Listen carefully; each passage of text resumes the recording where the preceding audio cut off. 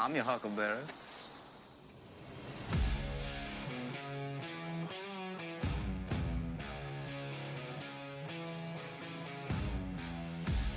This is the Smoking Guns Podcast.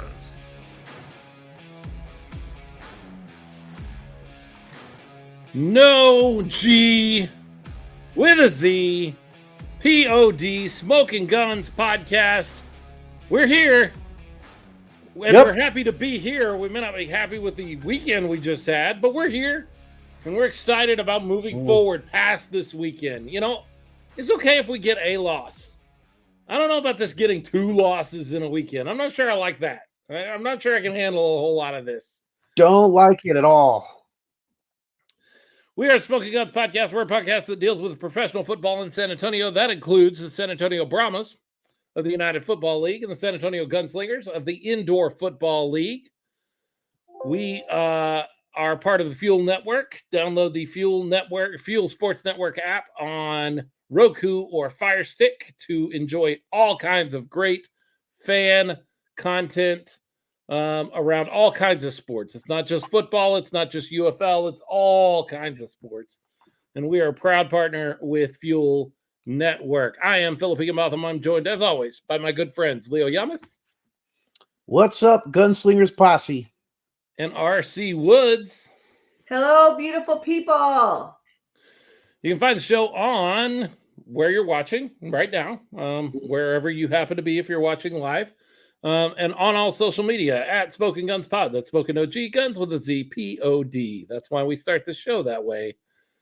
What's up, everybody? We already have people checking in. We got Mo Ferrante checking in. What's up? And James Palmer, who finally sent me a friend request the other day. I don't know why we weren't friends before, but now we are. And the mission highlighter. Guns up, 7 up, horns forward, going forward. That's what we got to talk about. We got to talk about going forward because I don't want to look back at this weekend a whole lot. 2 straight losses. And we had this a few weeks ago where we had 2 losses, and I didn't like that when we lost to Vegas and St. Louis in the same weekend. Yep. Now we said we weren't going to do that again. Yeah, now we lose to Frisco, which the Frisco loss, I would rather win, but the Frisco loss doesn't hurt my feelings too bad. We went toe-to-toe with a really good football team, and they came out on top in the end. We're going to talk about why, what we can do different or how we might win that game here a little bit later, but that one doesn't hurt me terribly. It's just, got away from us. Gee, I wish we would have won that. Very much like I feel about the San Diego game at the beginning of the season. Like, I wish we'd have gotten that. I'm going to tell you right now, the Brahmas game, it was boring. It was hard to watch. It was a loss. I can take a boring, hard-to-watch game that we win. But a boring, hard-to-watch game that we lose, yeah. It was disappointing on multiple levels. Yes, it was. Yeah. Just rough. James Palmer blames the loss on him not being in the wall. The 2 wins, he was there on the wall. Yeah, James. Obviously, this is your fault. This is all your fault. And what we're going to need you to do to correct this is book your tickets for Albuquerque right now because we need to win next week. And you're going to have to be there on the wall in Albuquerque. I don't make the rules. That's the way it works. Well, make it happen. Make it happen. Yeah. We enforce the rules. We don't make them. We don't need your excuses. Just make it happen. So the Gunslingers were here. They were at home against Frisco. And you know, it was a lot of fun. Wish you could. No, that's not. James Palmer says, wish I could. Nope. You have to. This is I don't make the rules. You want to win? That's what it's going to take. Get the GoFundMe set up. There you go. Now you're thinking. Star Wars night. Star Wars night in the Freeman Coliseum. It was May the 4th. They didn't have a choice. If you're going to have a game on May the 4th, it's got to be Star Wars night. The Chewbacca jersey, which I'm rocking here. You know what I love about this, Leo? What's that? About this? What is the biggest complaint about Chewbacca? He's too hot? Too tall? No? Too hairy? I have no complaints about Chewbacca, so I don't know what you're talking about. The biggest Chewie- fan complaint that involves Chewbacca is the fact that at the end of A New Hope, he is not awarded a medal while Luke and Han are. You've never heard that before? I know. Oh, Oh, people get He's- very upset about this. They give a medal to Han, they give a medal to Luke, they give nothing to Chewbacca. He's just an animal there. I for Leia. do Like, recall hearing that. No medal. What I love about this jersey that Jordan created, Chewbacca finally got his medal. That's a bright gold San Antonio Gunslingers logo as a medal. Love it. I Well, don't know if he was thinking that way, but I love the fact that Chewbacca finally gets his medal here. what those Star Wars fans don't know, and if they would do a little research, they would understand, is that those medals were made of gold, right? They were. I would assume that. But yes, and Space what gold, they you know. yes, and what they don't know is that Wookiees' skin is very sensitive to space gold. They break out in rash and hives, and it's not good for them. You are as good as George Lucas, man. George Lucas famously telling Carrie Fisher that she could not wear a bra under the white dress because there was no underwear in space. George Lucas. On that note, I was RC Baka during my costume. Did y'all recognize that? I was You were. gunslinger hat, gunslinger shoes, and in the middle, all Baka. You were. I Yes. liked the RC Baka. I loved all of the lightsabers. I just think that's a really cool aesthetic when the lights go down and all of these lighted lightsabers are waving and all that kind of stuff. Just a really good, like, this is one of those nights that they just they have it dialed in. They know exactly what they're doing to theme. Production is something that they're great at, and it just dials up to 11 on Star Wars night. They do a great job. Oh yeah. Sort of all the way around. And I appreciate that.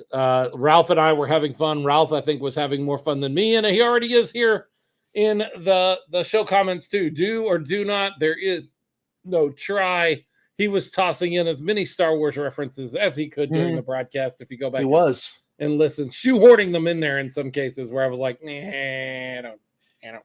He even somehow got to reference the moon in there to give you the opportunity to say that's Yeah. no moon. That's no moon. Very Yeah. clever. Yeah. In a football Never did broadcast. I never did end up throwing out I got a bad feeling about this, although there were times that I had a bad feeling about this. You should have. I probably should have. I probably should have made that reference. But Star Wars Night was a blast. I had a blast. I had fun with it. I love when it all comes together. That's A-Team. That's not Star Wars, unfortunately. I love when a plan comes together. This just works. I wish all of our theme nights worked this well as this one did, and just all kind of draws together. What did you guys notice there? Lots of folks in dress. The best. Who won the costume contest? Because I was doing some halftime stuff when they did that. Who won that? Was it the little kid with the Obi-Wan? It was a little kid. They kept saying Obi-Wan, but I thought it was Anakin, but maybe it was I thought it was Obi-Wan. I don't know. Anakin too. Yeah. But it was a It little was real clear. Like they should have stepped forward to whoever the winner was. I think because depending on the angle, you really couldn't tell who was the winner.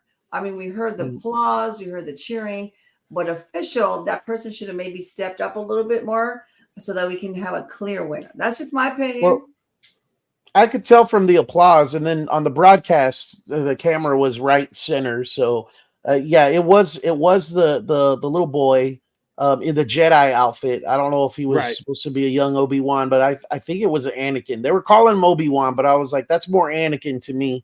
It was a young Padawan, regardless. And you're never going to beat out the little kid. The cute little kid is always going to win the costume contest. You can't beat the little kid. But the best costume I saw in the whole night, Dolores knocked it out of the park. With this, I loved it. Just interesting take. If you haven't seen it, I don't know. You got to post a picture, Leo, on our Facebook of this costume, because it was this interesting take on Vader, sort of a Cinco de Mayo and Darth Vader thing kind of wrapped together.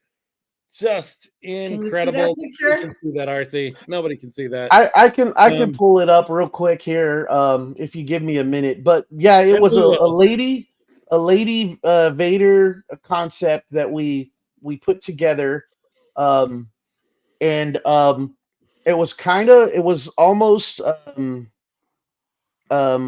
what do you call it when it's like old Western style? There's a name for it when you do a cosplay, and it's kind of like spacey but Western. It was kind of like that, but I just thought it was very creative. yeah. So more creative than people realize, because I'll tell you this. So she ordered a Darth Vader dress and a little belt. We got the cape for her, and then so the helmet was a problem, and she got these tights that have the lines going down on them. That yes, steampunk. Thank you, Ralph. Both The Ralph and lines. Jason Wood. I want to put out Yeah. that Jason Wood actually got in there like a minute before Ralph with steampunk, but both of them hit steampunk same time practically. Yeah. So and then besides the tights, we got the cape, but the helmet was a problem. We were not a problem, but a challenge. And so what we did with the challenge, we got one of those masquerade masks, and then a black, I forget what kind of hat it's called, but it's like a rounded hat with a small brim. It had a black flower in it, which kind of went with the lady theme. And then the actual mouthpiece that goes over her mouth, the mask, I made that out of foam board, duct tape, Nice. and paint. And then 2 little door stoppers that you use to stop the kitchen cabinets. That's what I used for the 2 little silver things, and then painted those and attached those. Nice. So yeah, there was some work that went into that, and she was really excited to rock that. And she looked great, and it's okay. It's okay that she didn't win. You're not going to beat the cute little kid. No problem. Jordan Stubing apologizing and saying, "I'm sorry, Lily." You know what? Nobody expects to beat the cute kid. Like nobody should expect to beat the cute kid. No, that's not going to happen. So, Leo, how long had you been planning this costume? Oh, a little more than a week. Oh, okay. Yeah. I would think all of that would take more like a month or something. So I have the picture here, but I don't know how to put it up on the screen. What do I do to put it on the screen? You go down to present down in the bottom area there. Okay. You got present down there. You may not have it. You should. I do. Okay. Well, go ahead and talk while I pull this up. While you're pulling that up, Jordan pops in here to say he's sorry. Jordan, I got to ask you, what was going on with your t-shirt cannon, man? You had that thing dialed up to 11 as well. Not only the fan experience, but your t-shirt cannon was dialed all the way up to 11 because you were firing those things from midfield and they were hitting the back wall up in the top. Yeah. As you were firing them both directions. Like normally that first shot flies a long way for you and then it goes down because you're losing pressure or you're not charging it as much. But man, all the way through that particular, I guess it was the one between the third and fourth quarter. It might have been the one between the first and second quarter when you went out there with the t-shirt gun. Man, oh man. Lots of power all the way through. Supercharged, turbocharged, hypercharged. It had a hyperdrive on it, I guess. Yeah, Jordan says I upgraded my tank. Apparently, that would be awesome. Iris Ferrante says her costume was awesome. Great job. It was really cool. Very sweet. Very, very cool. Great experience all the way around. I need to do some target practice before next game. I don't know that you want to be aiming that at anybody, even That's up in true. the top section, Jordan. You aim that at somebody and you may put a t-shirt through them instead of in their hands. All right, here I want to take a picture, then I have a comment. There it is. Love it. There is that incredible outfit. Just a really creative take on Darth Vader. And it kind of fit really well. Cinco de Mayo all the way around. I didn't even recognize it was her until I realized that she was standing next to you. And I was like, well, the only lady that stands next to Leo is Dolores, so that's got to be her. Yep. She's got her guns up in that picture. So my That's goal right. is to get the people in the nosebleeds and let the cheerleaders get the lower levels. Love it. That's a good goal, Jordan. That's great to share the wealth and get Michael Wayne Davis wants a shirt. He says, aim at me next time. He's usually wearing, in fact, I believe he was this week, his number 12 original, very first Gunslinger fan jersey, number 12. I think he's the one that I saw wearing it this time. Also saw out in the wild, I know you guys had one over by you, but I saw another Smoking Guns fan jersey. The one that you two are wearing. I saw Texas Pete. Got to spend some time with him and talk to him. He was wearing his fan jersey. And then I know Greg Nelson also wearing his. Greg Nelson was modeling them for us because I know of 2 people that want to order one now. Awesome. Yep. Well, what I like also about the cheerleaders was that we had 2 other sets of cheerleaders that came out to participate with the whole game activities. They helped out with the t-shirts. They helped out at halftime. So I really enjoyed that they were bringing in some other cheerleaders. Of course, I love our 6-shooters, but showing how to be a good role model, giving them an opportunity to participate and to have them on the field, I think that was great. Yeah, just a great time. Jay Washington, apparently he got the last Fiesta jersey in large, so he's happy that he was able to get a hold of that. I had every plan to buy my Star Wars jersey and a blackout jersey, but then I got in line. I only had X amount of cash on me. I got in line, and they had the Star Wars jersey, the blackout jersey, but they also had, and you can see it right here, they had the old NAL footballs. They had a few, just a handful of them left. And so I had to make a decision, and I jettisoned the blackout jersey to get the old NAL football that I have here. Like I say, you can see it right there on my shelf.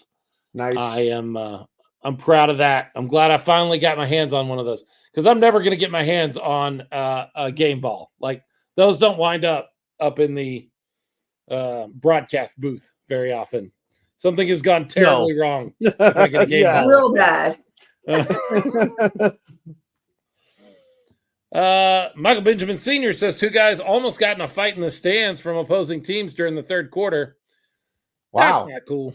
That's not fun. No, I hope it wasn't. Hope it wasn't for a t-shirt.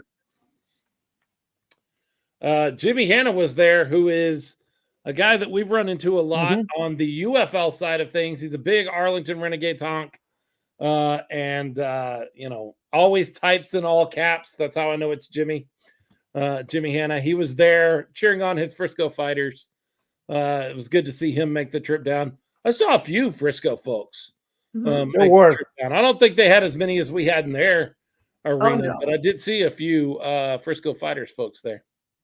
Yeah, Jimmy was there, and it was his birthday. So I guess happy birthday for the win. I did take a picture with him and his wife before the game. I ran into him in the hallway, and we took a picture. And I've been meaning to put that up on our Facebook, the podcast page. Me and Lolis took a picture with the 2 of them, and it was his birthday. So I guess congrats on the win for your birthday, Jimmy. But that's enough of that. That's why the Gunslingers were just softies, big softies, and they gave Jimmy a birthday present. I guess that was the key. Great, just a great experience. And you know what? I might even be more excited about the next one on tap because I didn't know it until this week when we were in Freeman Coliseum. But they play the Tulsa Oilers on the 18th. That's the next time they're back in the Freeman Coliseum. And it's Military Appreciation Night. And they do a great job on Star Wars Night, but they absolutely knock it out of the park when we get to Military Appreciation Night. I have high expectations. So if you haven't made it out to a Gunslinger game yet, shame on you. But this is the one to come to because they always do a really great job with military appreciation and all of their work with, Operation Triage. I know I'm saying that. I know that's the wrong one, isn't it? That sounds right. You might be right.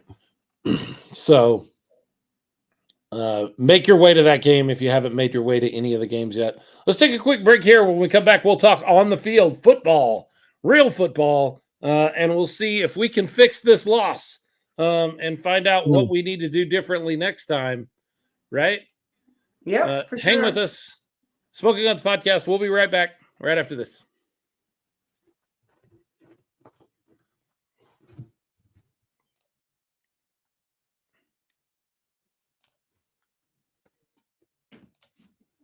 Smoking Guns Podcast. Phillip Higginbotham, Leo Yamas, RC Woods, hanging out and talking football. Well, it was a loss, but it wasn't a loss that I feel bad about. It felt a lot better than the loss on Sunday. I mean, if you're gonna lose, that's a good way to lose in the sense of you come out of it proud of the performance you saw. You take some good things out of that to look forward to. Yeah, it is Operation Triage, by the way. I was right on that. Boom. You were right. Way to go, me. Yeah, I mean, it was a loss, and it was, you never want to lose. Like, there's no point that you come out of a loss and you're like, well, it was just fun to play. Like, nobody should ever feel that way. No fan, no player, no coach should ever feel like, well, it was just fun to be here. Which was something that I always had a problem with Hines Ward in the Brahmas last year. He had a little bit of that, shucks, it's just great to be here, even after a loss. And I'm like, no, be mad. Be upset that you lost. And to his credit, Coach Tomanos was mad because I saw him on the field after the game, and before I could get to him, he was gone. He was over to the player locker room and out of there. He was upset, and it's fair. Well, that's what happened, Phillip, and that's why, as a Gunslingers fan, you walk away from this and you don't feel as bad. You feel bad for the loss. You're upset about the loss, but at the same time, you take some good things from it, because talk about being mad for a loss. That was Frisco. Frisco had not lost prior to last week, and we went into their house and we beat them. They were not expecting that. We talked about this last week. They thought we were a win in the win. We were marking the win column for them, and then we came down there and we embarrassed them.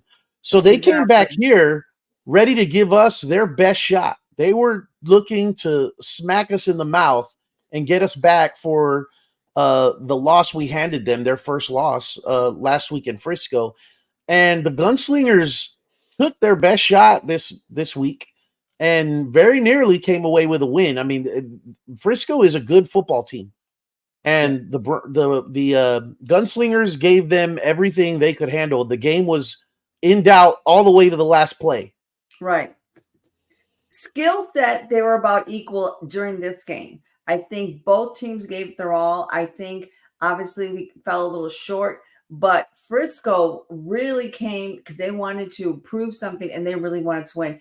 And there wasn't a point where I felt like, man, we lost by 2, but we were in it. We were in it to win it the whole game. And that's what I appreciated, that there was always an effort, 110% effort. Again, it was across the board. It wasn't just 1 or 2 players.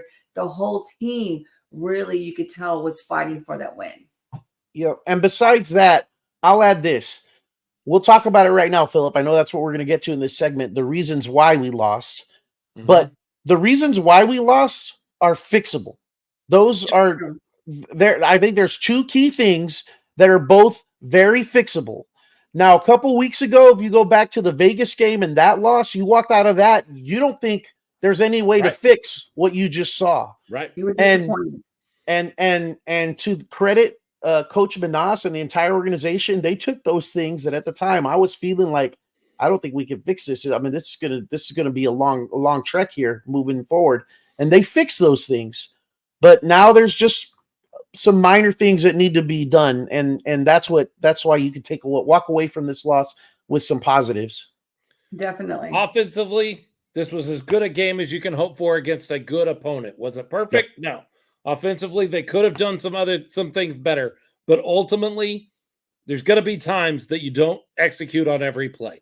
I know Sam threw 3 interceptions which I'm looking at the stats right now, and they only have credited him with one. But that's but not I know correct. he threw 3. That's not correct. I know he threw 3. One of them was on an extra point attempt or a 2-point attempt. So maybe that's what didn't. I don't know. But anyway, so I know that wasn't his best game, but that was a good team.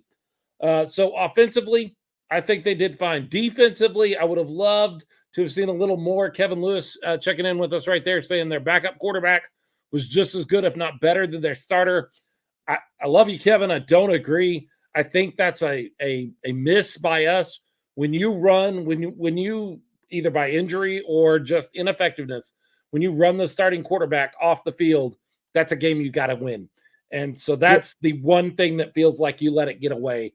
You should win, but I'll say I agree with Kevin in the sense that he came in and played a fantastic game in his backup role. And I wanted to add to that point that the Gunslingers game plan was for the starter. What's his name? Give me his name in a second. TJ Edwards. TJ Edwards, thank you. And there's a lot more running involved with that quarterback than with the guy that came in. And football is football, but when you game plan a certain defense and you're expecting certain things, it's hard to make adjustments mid-game to that sort of thing. And it was a different type of quarterback, a different type of offense, and I'm sure than what they prepared for all week. And that's another thing to kind of add to this loss, that to credit the Gunslingers, where it might have been different if say Edwards hadn't got hurt. Yeah. Defense played well. They played as well as, again, this wasn't an offensive loss. This wasn't a defensive loss. This loss, I'm going to say it, this is a special teams loss. There were 4 or 5 big plays that turned this game, and almost every one of them was special teams. This was a special teams loss. And I don't know what that means. I think it just means we have to concentrate a little more on special teams execution. I think that's all it really needs to be. But the kick in the beginning, Leo and I were talking about it before the game. The kick in the beginning that goes off a player's helmet and winds up in Frisco's hands. No, that wasn't planned. That wasn't something they meant to do. That is a fluke play that just was bad luck. Those things are going to happen on special teams from time to time. I'm not talking about that play. I am talking about the bad snap that turns into an interception that gets returned for 2 points. Yep. I am talking about a blocked kick, another blocked kick. You had 2 last week. You had another one this week. I'm talking about those plays. There's another one, and it's not readily popping into my mind. The return. Giving up the kick return. You can't. Yeah. You just can't. You can't do it. This game was lost on special teams and penalties. And you mentioned that earlier, Leo, when we were talking. Penalties and special teams. Speaking of penalties, Jason Wood popping in with a great question. How many times do we need to be called for illegal defense before we figure out what illegal defense is? Yeah. Let's lock that down. Now, one of them, and we mentioned it on the broadcast, one of them is really understandable. I don't like an IFL. There is one rule in the IFL that if they said you can change anything in the book, I might change immediately. And that is that your MAC linebacker, your blitzing linebacker, cannot be moving at the snap of the ball, which I understand. They don't want him beginning his blitz before the snap of the ball. I get that. He can't even lean forward. If he leans forward, they're going to give him a flag. And that happened to Ricky Wyatt, and I pointed out during the broadcast, I don't like that. If your feet are stationary, no matter what your body is doing, even leaning forward is not a big head start. The lean part of that rule needs to go away. I understand the rest of the rule. I don't agree with the leaning part of the rule. Where I thought you were going with that is, and yes, I agree with you, but also, what is this about illegal blitzing when it's a run play? Because we got that called on us twice. How can it be an illegal blitz on a run play? And that call, that was called on us twice, 2 times. I did not get a chance to go back and peruse the rule book. I actually meant to yesterday, and time got away from me. I will bet you, though, because Ralph and I have exactly the same conversation on the broadcast live. And my bet is if he's still listening, Ralph is going to tell us that it is possible to blitz on a run play. But here's what I don't understand. And if it's a rule, it's a rule, and you got to deal with it. But when you say you cannot blitz on a run play, what you're saying is you cannot cross the line of scrimmage until they break that plane or break that box. Until the runner gains a yard? Like you can't tackle a runner for negative yards? That's ridiculous. So like I'm guaranteed Get out of yards here with to that. run the ball? Come on now. I agree with you. If it's a rule, I thought Leo was going to blow his mind with that, all that yelling with the ref. I brought up the same thing. I was on the broadcast. I was like, can you blitz on a run? That was a running play. Can you blitz on a run? I don't know. I'm sure it is a rule. Like, I will say that I did not like this ref crew as much as the other ref crew we've had. The one led by Austin. I can't remember his last name right now. I just thought they had a better handle on the game. I realized they were our ref crew up in Frisco, and some people didn't like them there. Jordan Stubing checking in and says, in my opinion, the calls have been significantly one-sided, not in our favor, 2 games in a row. Not saying we haven't made mistakes, but that makes a big difference. We've talked lots on this show, Leo, about my philosophy on this, and that is that this is one of those things you cannot control. Good, bad, right, wrong, getting called, not getting called. You just can't control the officials. You have to play within what the officials will give you. And so because of that, you can't blame a loss on that. I mean, we won last week, and I think that we got a lot of calls against us up in Frisco, and we were able to win. It's one of those things that you just kind of have to rise above, unfortunately. Yeah, there were some things, though, that were just really out there, like the two illegal blitzes. I'm sure you see Ralph Judkins' comment here, and I can't wait for that because there were 2 times that Coach Menas threw a challenge flag and looked like he was pretty darn certain of the reason why, and both times it came back and said the call was that the play was as officiated, and he was beside himself. So I'm really interested to know what he saw that he was questioning and they ruled against. It's hard though, and someone made a comment earlier about the noise, and that the noise really affected the Frisco Fighters in this game, and they actually had a couple of delay of game penalties in a row, as a matter of fact. Yes. And part of that, I wonder if that also affects the officiating crew. I wonder if that kind of knocks them off their game a bit, where they kind of get annoyed with us because we're so in your face. Like they're right there, right in front of us while we're yelling and screaming. And I just wonder, if we get to them just a little bit, and so kind of subconsciously it affects the way they officiate the game, because I wouldn't be surprised if that was the case, because we are loud and we are in your face, and I'm not saying we should change that at all, but I wonder if I wonder if that has an effect. Leo. Kevin Lewis, the 2 unsportsmanlike conduct penalties, the ones he's talking about, the ones that stacked there in the 4th quarter, hurt after the Deuce took them from the 5 all the way down to R15. That's rough. That's rough. And I'm not going to say they were good calls or bad calls. I think the one on Sam kind of makes sense.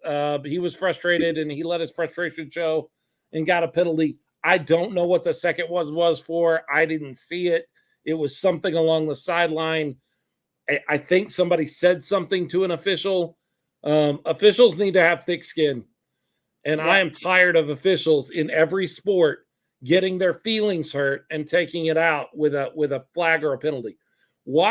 I know you guys, if you're watching this show, you're probably not big hockey fans, but watch hockey refs, watch hockey officials. They get knocked down, beat up, hit by sticks, hit by pucks, yelled and screamed at. They do not ever seem to take it out on players or teams. The best officiated sport in the world, in my opinion, is hockey. National Hockey League. They do an incredible job. Not always fair, but always, I'm sorry, not always right, but fair. Always fair, it seems like. And I've seen it a lot this year in baseball. Umpires getting their feelings hurt, so they throw somebody out of the game. Officials need to have thick skin. And if the coach said something to you about how ridiculous it was that you flagged Sam Castronova and you threw a second flag and stacked another unsportsmanlike conduct penalty on top of that because you got your feelings hurt, get out of here. Get out of here with that. Seriously. Get out. That's part of this. It's part of the sport. You just have to have thicker skin. You do. You know, you do. You really do. But them stacking like that, Kevin's absolutely right. It took them from our 5. We hit that deuce. We go from the 5, 15 yards, 15 more yards. They are sitting on our 15. Yikes. Yeah. Ouch. James Plummer, a fan caused what's his name? Aaron Boone, the manager of the Yankees, got thrown out of a game last week before, because a fan behind him yelled at an umpire. They told Aaron Boone, don't say another word. That's the call. Whatever the deal was, the umpire turns around to walk away, and you can see the fan right up over Aaron Boone's shoulder yells something at the referee. The referee turns around and goes, get out of here. A fan yelled something that got a manager thrown out of an MLB game. Get out of here with that. Are you kidding me? That is nuts. Throw some thicker That's skin, ridiculous. Man. That's Throw ridiculous. some thicker skin. But yeah, special teams. I think if you eliminate the special teams issues, I think it's actually an objective fact. If we don't have the special teams penalties, we don't give up 7 points or 6 points on the kick return. We don't give up 2 points on the interception. We don't lose a point on the field goal. How many points did I just add up there? Because I guarantee it's more than we lost by. So on the special teams subject, I think there's something else about special teams that we haven't considered, and I'd like to kind of discuss and get your thoughts on, Phillip and RC. Concerning the deuce, when to go for the deuce and not to go for the deuce. Now, obviously, TC, I think he had 2 in this game, which is the most he's had in any game to this point. Is that right? Okay, go ahead. Yeah, that's 2 successful deuces, I think. Yeah, I don't think he's had that many in a game up to this point this season. What do you think of the philosophy of always going for the deuce, and then at the end of the game, all of a sudden, when some people were, I remember it was on the broadcast, there was discussion going for the deuce, and we thought for sure because they were going to tie the game, especially after not converting on the extra point attempt. You got to make up that lost point and try and get the advantage. But then going for the onside kick. So deuce versus onside kick at that juncture, your thoughts on that? And then seems like we go for the deuce just about every time, where it seems like there are some moments in the games, the last couple of games where it might have been more beneficial to the defense, now that the defense is playing the way they are, to make it harder on the opposing team rather than give it to them at midfield every time. Well, I think at the end of the game, I thought for sure they were going to go for the deuce, and they didn't. So I think that was a mistake, but that's just my opinion. Look, Phillip? I ain't trying to make nobody mad. Players, coaches, you guys that listen to me, team personnel, whatever. I'm not trying to make anybody mad with what I'm about to say. It is just truth the way I see it in my eyes. If we're going to cover kick returns as bad as we're covering them, might as well go for the deuce. Mm-hmm. We are not covering kicks well. We are not doing a good job. Those guys that catch the ball in the end zone or right on the edge, one of those guys, one of those returns he caught, in fact, it might have been the one he returned for a touchdown. He caught it in the very back of the end zone. His heels were outside of the field when he caught it, to the point that I thought they were going to say, that's a kick out of bounds, but they didn't.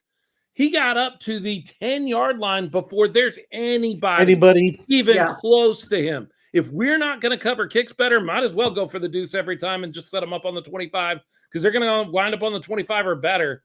I'm sorry if that upsets somebody, but we can't cover kick. We're not. I'm sorry, we can't. We're not That's doing it not well. true. We're not currently covering kicks well. We're not doing it In a well. Something perfect they need to world, work Leo, on.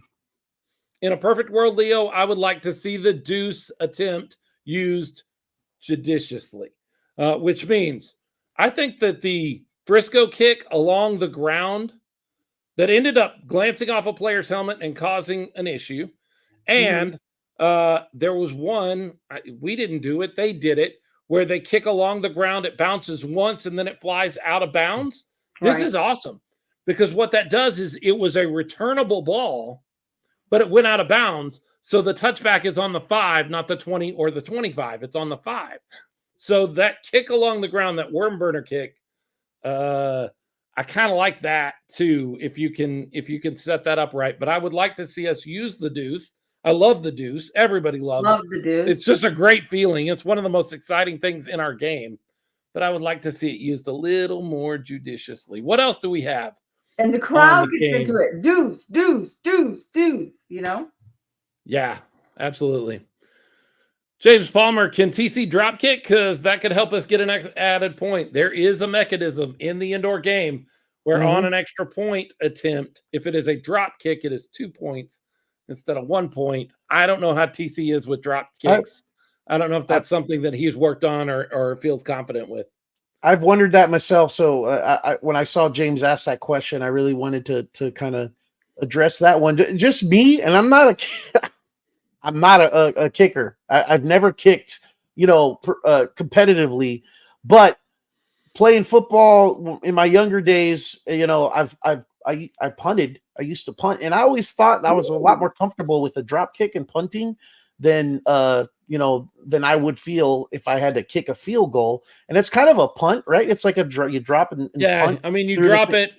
I think a technical drop kick is supposed to hit the ground first and then you kick it, but I don't know if that's a legal definition of a drop kick.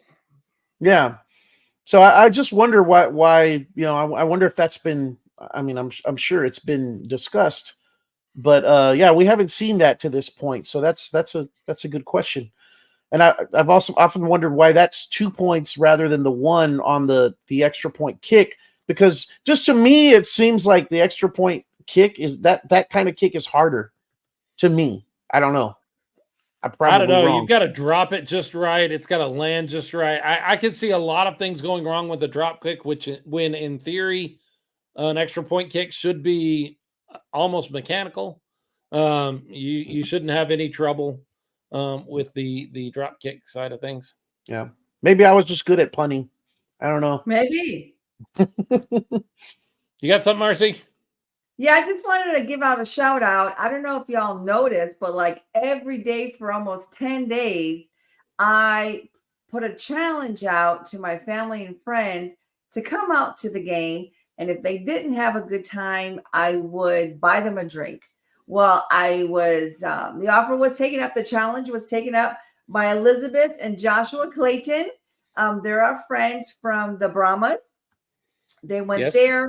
They had a great time. And so all it takes is one game. And I've said that before, and you will fall in love with the Gunslingers. So I just want to give a shout out to them. I also want to give a shout out to one of my coworkers. Her name is Stephanie Kovat Choa. Her and her husband, Christian, came to the game, and that was their first time, and they loved it. So 2 different families, 2 new fans, 4 new fans altogether. And I couldn't be more pleased. And I think that's what it takes. It takes every person to invite another friend, another coworker, even from another league. I know, right? We can cross over people. We can like both teams and just bring them over. No. One or the other. Let's take a quick break here. When we get right back, I want to address that, RC. And then I want to move on to what we can look forward to in the next few games for the Gunslingers, because it's starting to get tight. Like, we're starting to have to look at what we need and not just what we would like to have. Hang with us. Smoking Guns Podcast. We'll be right back right after this.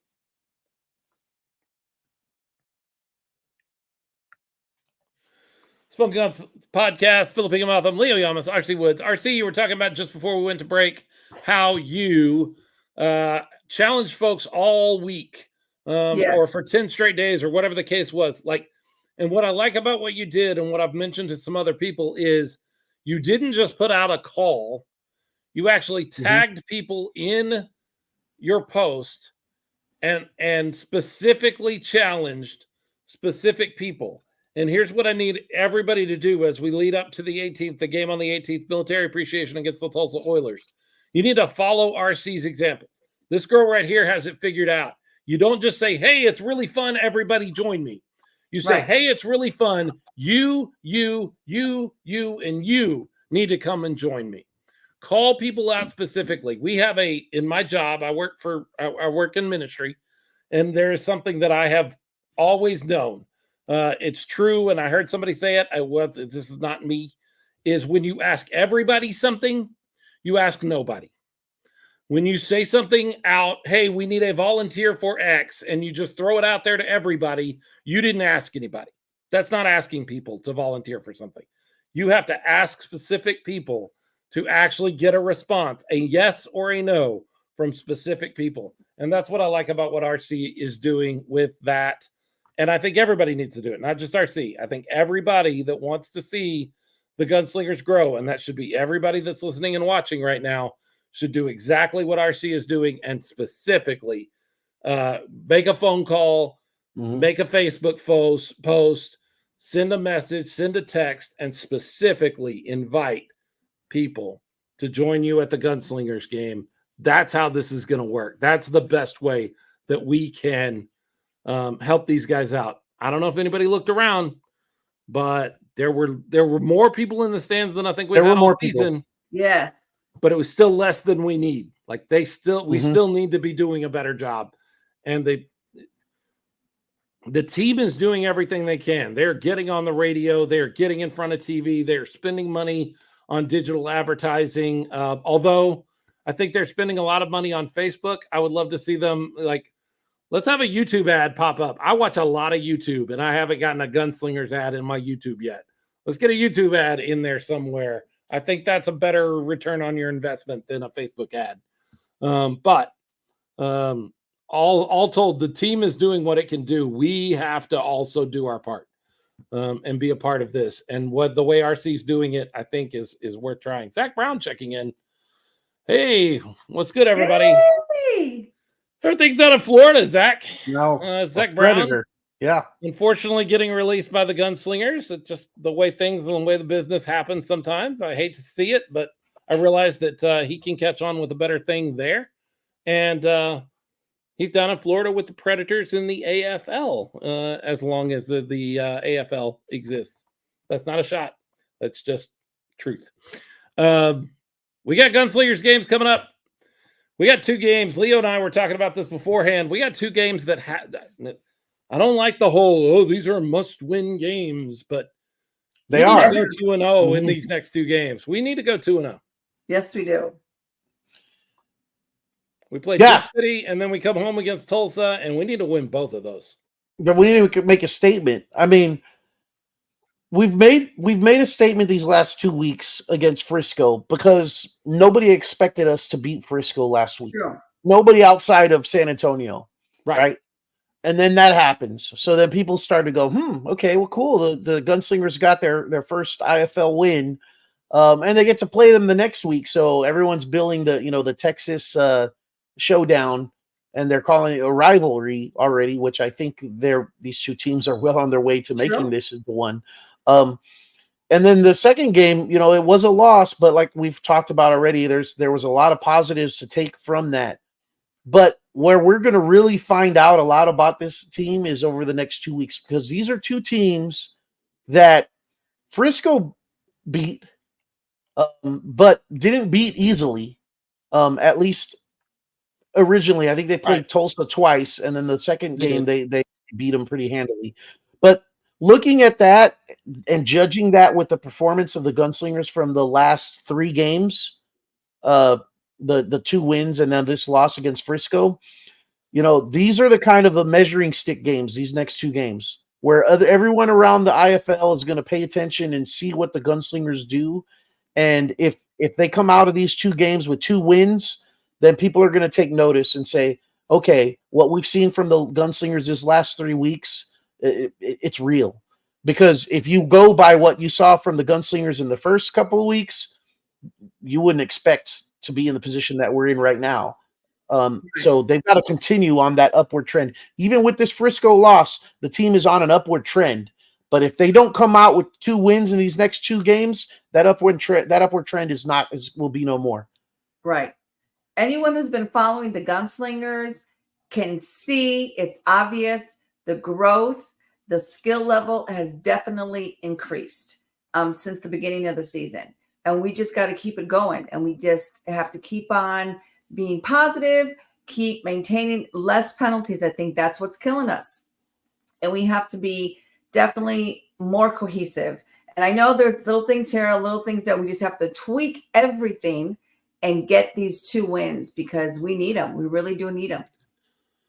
16 games on the calendar, on the schedule for the Gunslingers. 16 games. That means we are 6 games into 16 games. 2 games from now, after we play Duke City and Tulsa, we need to be sitting at 500.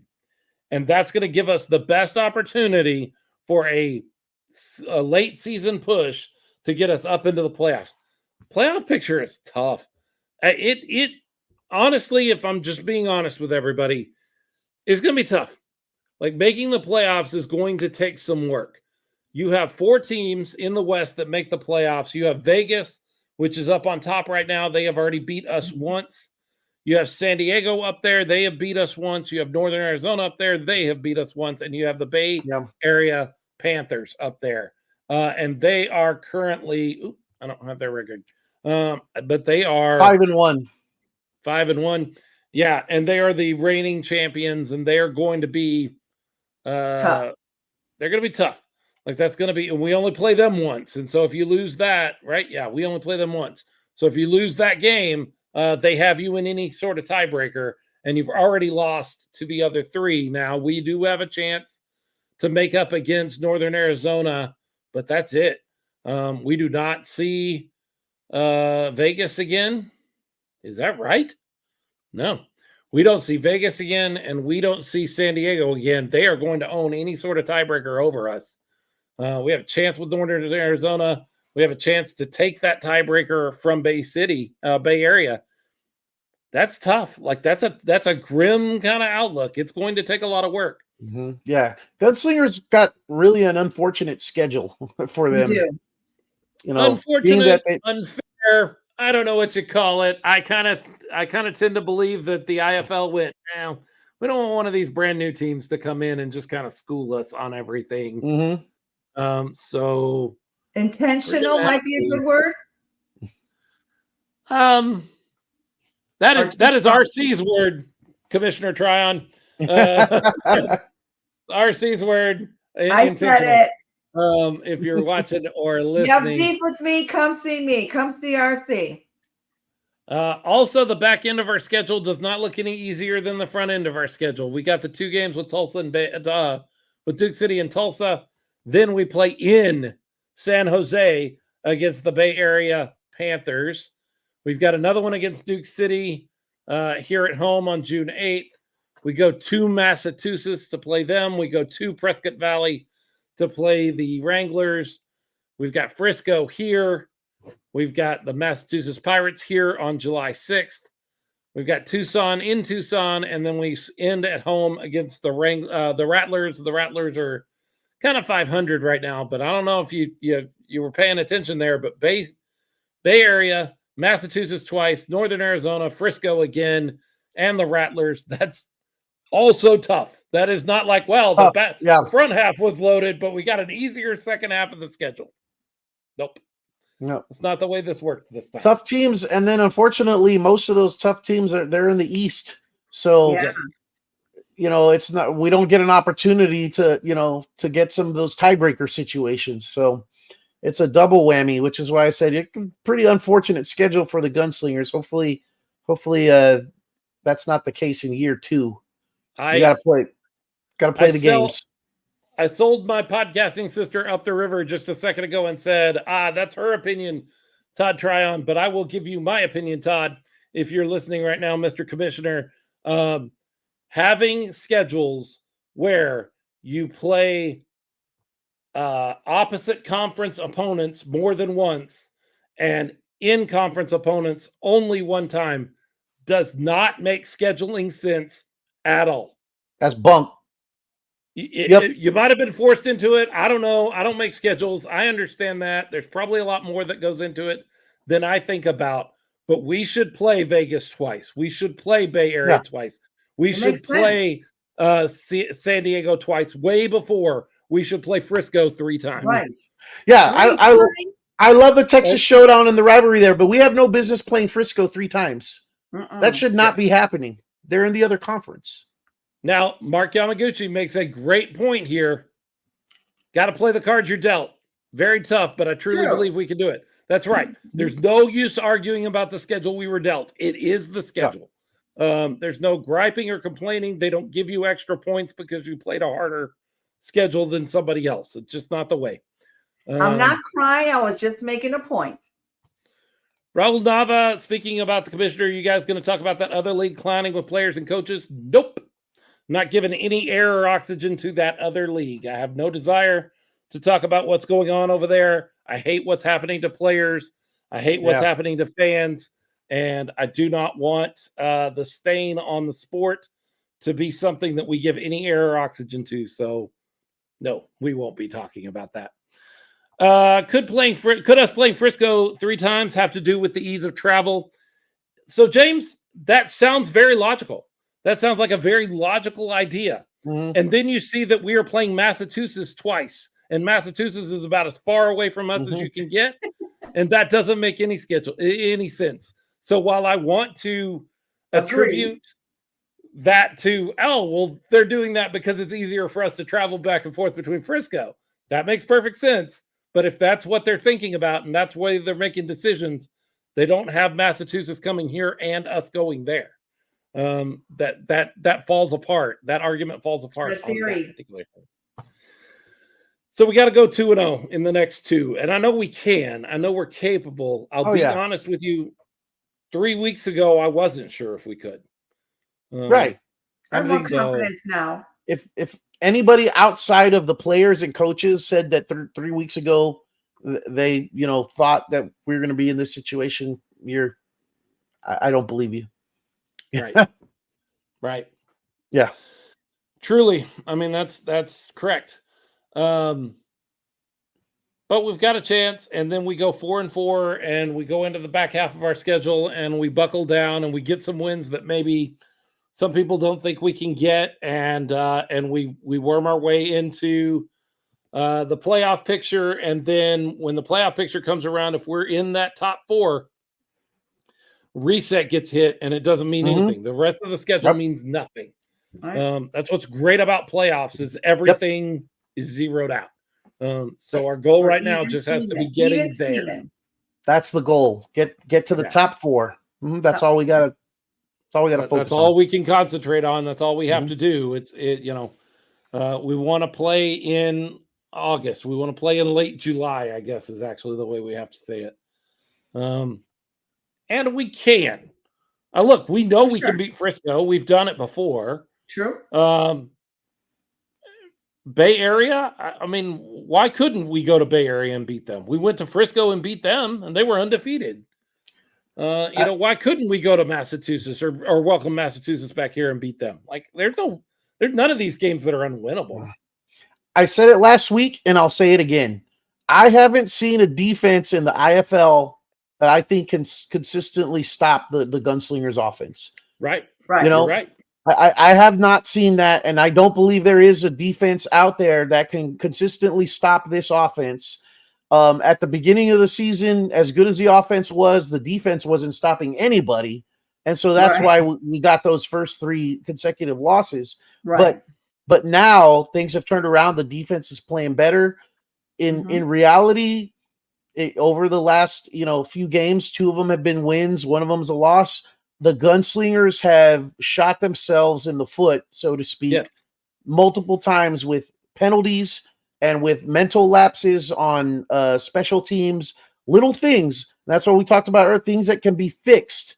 But right now, I think the toughest Gunslingers opponent is themselves. We only got beat, really, truly beat by one other team this year. Mm-hmm. Like we're 2-4, Vegas. but only Vegas is Yep. the team that actually beat us. The rest of the time, we contributed a lot to the game going the way it did. Vegas came in and beat us. Like, I think we could have put together the best game we could have put together, and it would have been closer, but I still think they win. Like, they're a really good football team.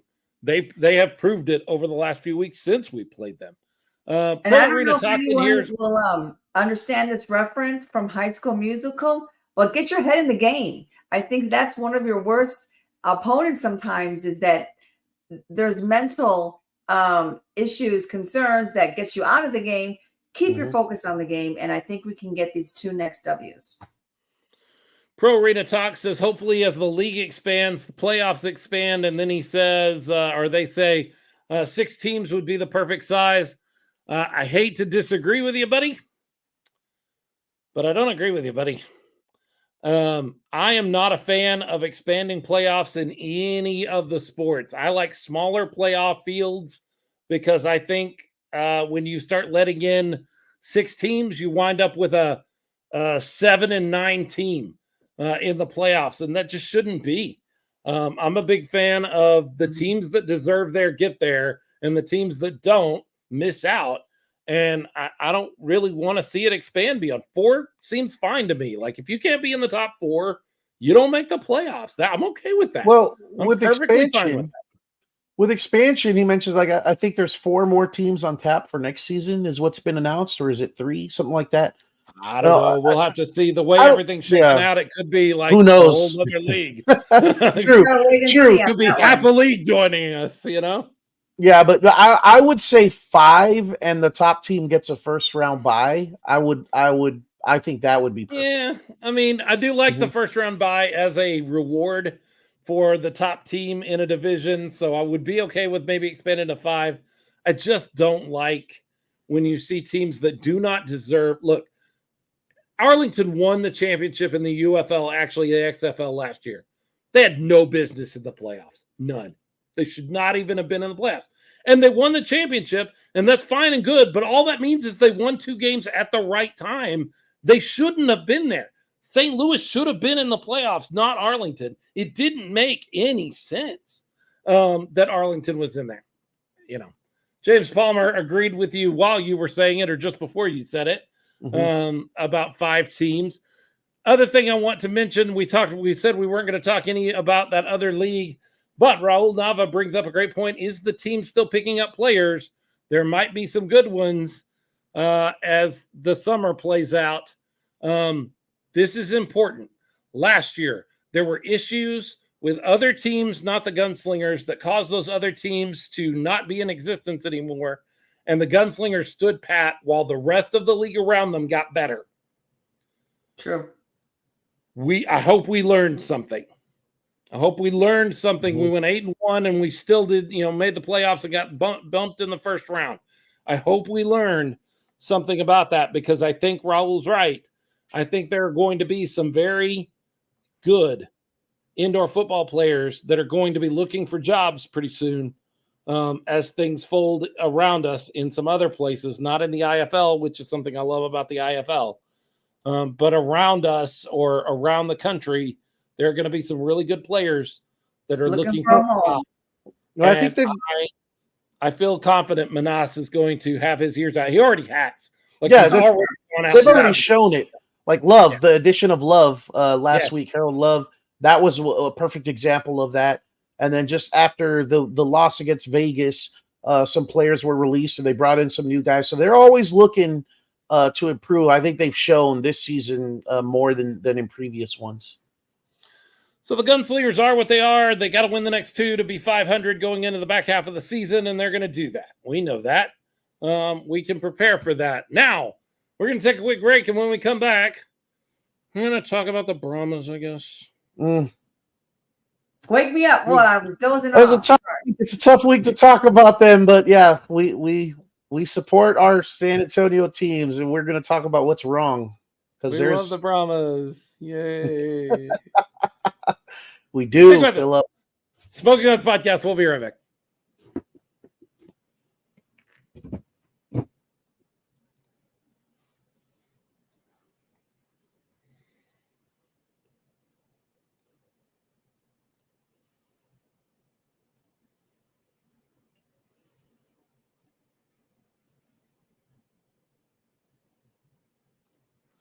Smoking Guns Podcast, Phillip Pickabout, Leo Yamas, RC Woods. A little longer break there because RC had to change locations.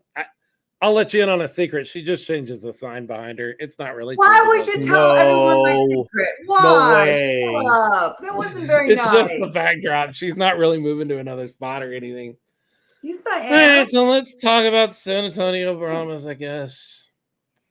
Let's They played a game yesterday, sort of. It was a You game. could call it a game. It was a game, but man, I mean, look, we had two different. We went 0-2. Your San Antonio professional football team this week, and one loss was a lot harder to swallow than the other. Yes, because one team took a loss, although at home, in front of their home crowd, and we did everything we could, being loud and rowdy to support and get that win. I thought we could pull it off at the end. We almost did, but we didn't. But you walk away from that feeling a lot better than losing a game on the road, but to a bad team. The Gunslingers lost to a good team. Yep. Yes. The Brahmas lost to a bad team. Yeah, And bad the coaching. DC Defenders are not a good football team. They're not a good football team right now. And the Brahmas went into DC and played worse. They looked worse. They did. And it was hard to watch. It was hard to watch for fans that are, have been following and paying attention. I've seen stuff out on social media.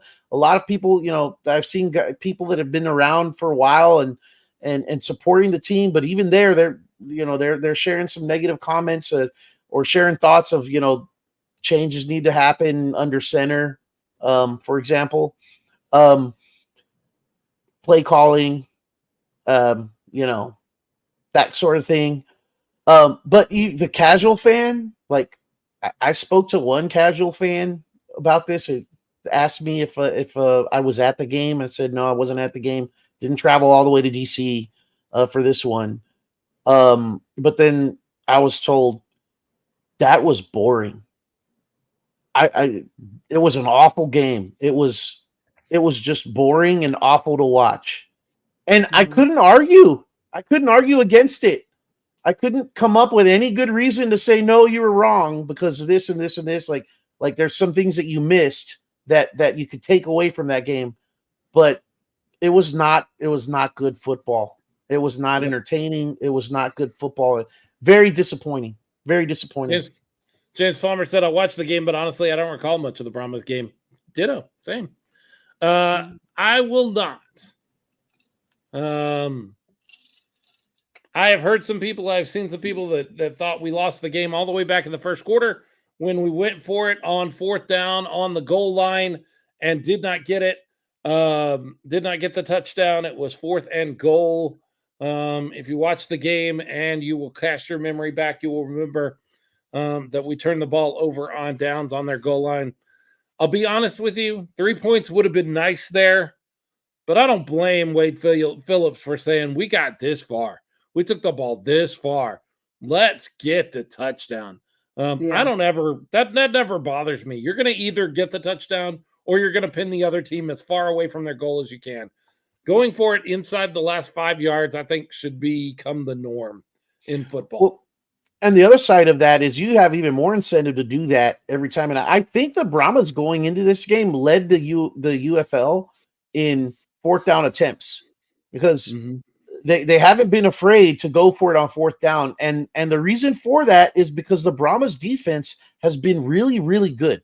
It has And been good. thank goodness for that, because if the defense has not been good, like they would have lost in Arlington last week. They would have lost. And in this game, they were still, pretty good. They held the DC defenders to what? It was it 18 points? If I remember 18 points. 18. Yeah, 18, you hold 12. the team to 18. That's good. They could have done better, but it still wasn't 100%. bad. But the offense has just been atrocious. The offense has been unsteady, Wait. predictable. Wait. Are you missing something? 23 carries, 153 yards, and Okay. a touchdown receiving. John Lovett Love is it. great. One bright Lovett point. Yes. Is Number awesome. 7. The one bright point. 153 rushing yards. And if you remember well, or if you remember correctly, we rushed great last week too. Mhm. In fact, we were rushing way better than we were passing. And that's why we never should have given Arlington the opportunity with that interception late by Quentin Dormady. So we're going to talk about, it was boring and it was rough and his interest down and all of those things. And that's all fair. We need to talk about all of that. But let's give credit where credit is due and say, John Lovett, love it. I love it. Number 7. It's great. More numbers that I want to highlight. And highlight is a weird word for what I'm about to say. Is it? 16 of 26 for 79 yards, 1 touchdown, and 1 interception. That is a stat line for a quarterback that I would not accept in the IFL. Not at this level. And that is the stat line that Quentin Dormady put up. That's bad. He had a couple of passes that were dropped. One that would have been a score, and by Jontre Kirkland of all people. Yeah. Like that was just like, but it was a little behind. It was a little off the, but he should have caught that. He should have caught that. And if he catches that, they probably would have won the game. That happened a little bit earlier, but I mean, that's 6 points right there, and would have kept the game in their momentum. But besides that, there were so many passes that were just like over here, way over high, over receivers. It was just the accuracy is just not there. The decision making, you see looking at plays where you see guys that are open and he decides to go to someone else. It's just has not been good since Chase Garbers went down with an injury. The Brahmas team that offense has not been the same. Not the same. And going into the season, they said it was a really close competition and a last minute decision. Going from what we've seen so far, I don't know why that was a last minute decision. I don't know if it was a last minute decision because of it was a close competition and they really liked what they saw from both guys. I believe that after watching the first game, which Quentin looked, pretty respectable when he went in his first relief. But since then, I haven't seen nothing. I haven't seen anything that makes me go, we're fine. Mm-hmm. We're not fine. Like the Gunslingers are going up, the Brahmas seem to be going the opposite direction. Yeah, and they're 4-2, which isn't bad, right? But it doesn't feel like we're 4-2. The Brahmas right now, the way they're playing right now, they're not as good as their record. Right, they're not as good their record. Now I know while I was watching the game with Jerry, we weren't able to go to the watch party. And I heard the numbers are actually going down also at these watch parties. The interest, the fans is just not there. But I thought Jerry was going to blow a gasket with number 88 when he stepped out of bounds and then came back in for the touchdown. And he's like, you need to know where you are at all times. And so that was one thing that I was like, he wasn't those mistakes. Yeah, he wasn't even forced out of bounds. No, not even forced. He just walked out and then came back in. Yeah. That was disappointing. Yeah, that was Alize Mack. And that would have been that's another stat that would have padded, Quentin Dormady's line, and we thought was a touchdown at first, but it's just These guys no right reason. now are not. They're on offense. At least they're not doing it. We need options at Mhm. quarterback.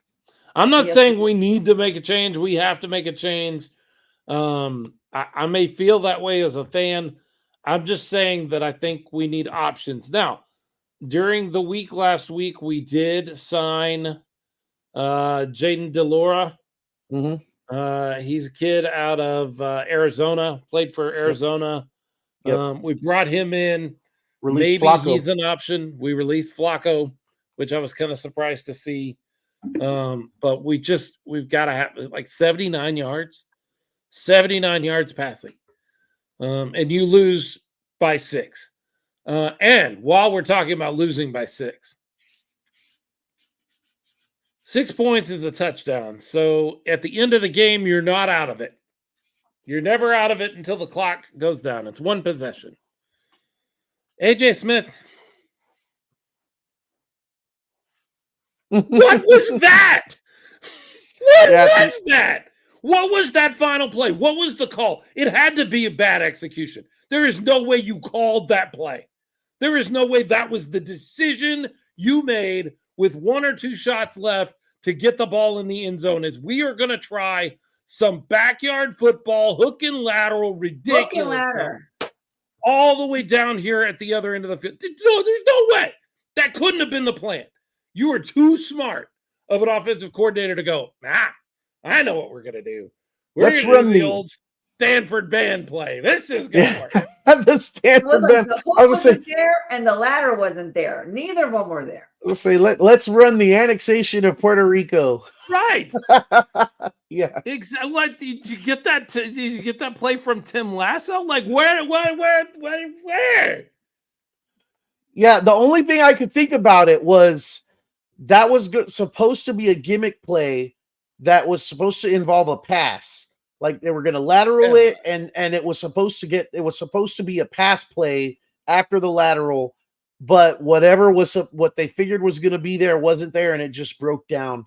But you had enough time to throw the ball down the field, use the sideline, get out of bounds, and then run a second play. You had enough time for 2 plays, and they did that, which I think everybody was like, "What?" I wish I could have been at a watch party to see what fans' reactions were after watching that play and then as they're leaving, because I'm sure everybody was scratching their head on that. Like, what did we just see? I don't know. Exactly. I don't know. I don't know what I was looking at. I don't know what it wasn't football. It was junk. There's been one other time in my life that I felt that bad, and it became about the last play of a team, and it was Dallas against San Francisco in the Super Bowl. Like that'll ever happen again. Now wake up. You're finished, Phillip. I may have a different background, but you have a different mindset. It was in the playoffs, and Ezekiel Elliott snapped the ball to Dak Prescott, and they had everybody loaded on one side. It was awful, and I felt exactly the same way last week. And this is another issue. James Palmer brings up another great issue, because this is something that I already mentioned to you, Leo. Yep. Wade Phillips. It's not the playoffs yet, but games are starting to matter, really, really matter, and we're falling apart. This is what I was worried about. There's still time. There's still time to rescue it. In Houston. This is like this kind of stuff happened in Houston. James Palmer brings up a great point. Wade Phillips' curse is happening again, but it's not even the playoffs yet. It was bad. It was bad. It was hard to watch. It was hard to watch as a football game. If I had not had any rooting interest whatsoever, I would have turned that game off. I don't think I would have watched all of that game. Absolutely. I agree 100%. Neither team looked good. It was bad. And you want to give them, if there's a reason to give them a pass, it's injuries. We were wondering last week about Anthony McFarland Jr., and it turns out he's on the injury report with a shoulder injury. Didn't practice all week, was out. You had Delonte Scott, who I don't think played. He was doubtful going in. He's been dealing with a shoulder injury. Obviously, you lost Chase Garbers, who was huge. He showed a lot when he was out there.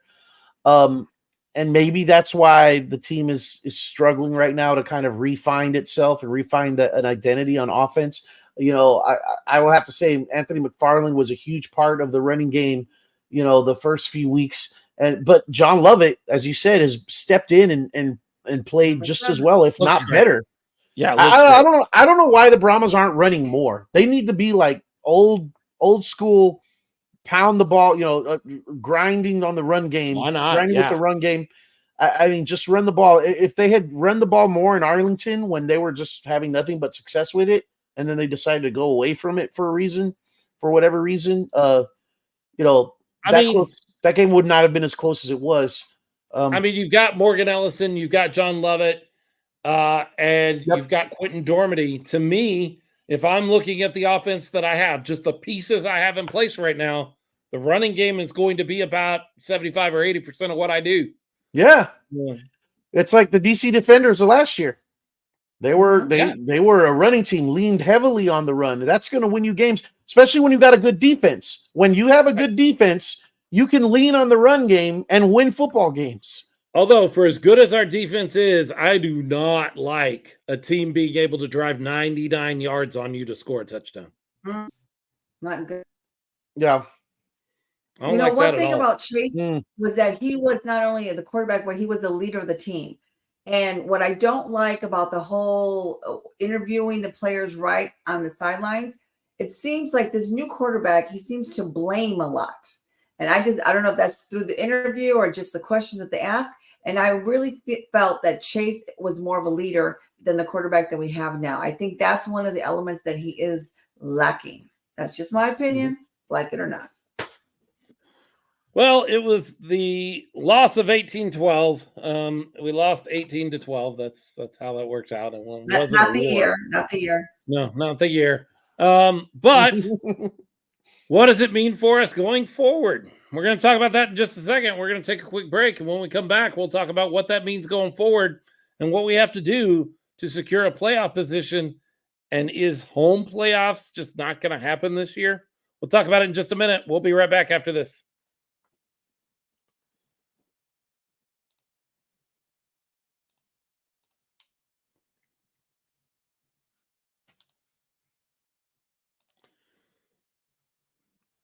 Smoking Guns podcast. Phillip Hickam, Leo Yamas, RC Woods, talking about the UFL, talking about our San Antonio Brahmas.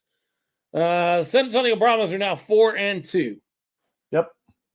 They are a bare game ahead of the DC Defenders.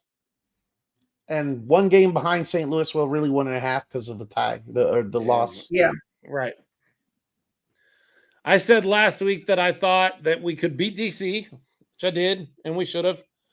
And that would make the playoffs all but certain for the San Antonio Brahmas. And then we would need to concentrate on whether or not we could get the home playoff game in the final game of the season against St. Louis up in St. Louis.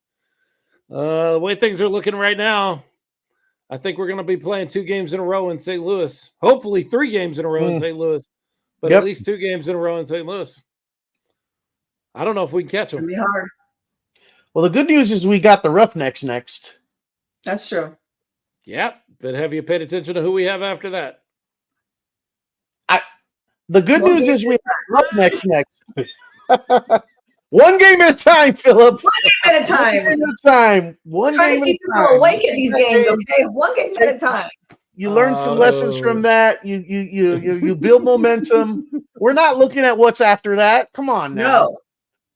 We're just trying to keep the fans for 1 more game. For those of you that are not looking at a schedule right now, our next opponent is the undefeated Birmingham Stallions in the right? Is that right? Yes. No. No, wait. No, it's Roughnecks. No, we see Roughnecks, then we see Arlington, and then we see Birmingham. Yes, so Roughnecks and Arlington, who we've already beat, and Arlington hasn't lost, so but I don't want to look past next week. We don't know what's going to happen next week. Someone might get injured, or they might Don't even say that. start a different quarterback, and he may light up the Roughnecks, and we might go, hey, we got something here. So I don't know, but I'm saying the good news is we got the Roughnecks next week, and that better be a win. That needs to be a win. It should be a win, because as bad a football team as DC is right now, the Houston Roughnecks look a lot worse. Yeah, Houston is terrible. Houston is not a good football team. No, not at all. However, they've got that one thing, Leo, that drives you crazy. They are desperate for a win. Yes, I don't like playing teams like that. Absolutely desperate for a win. Yeah, that's They're true. 1-5. They are desperate to get a hold of another win somewhere. I thought you were going to say the Houston humidity.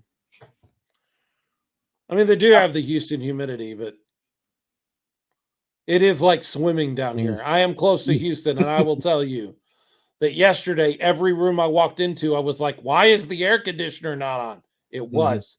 And it was still swimming. I was still swimming around everywhere. It's rough. Humidity down here is killer. Right? I'm sure it's bad in San Antonio, but right here on the coast, good Lord. And I'm sorry, RC, you said something a second ago. We were speaking at the same time about Houston. Oh, I said, but they do have fans, and they have the Predator couple. So they have good fans.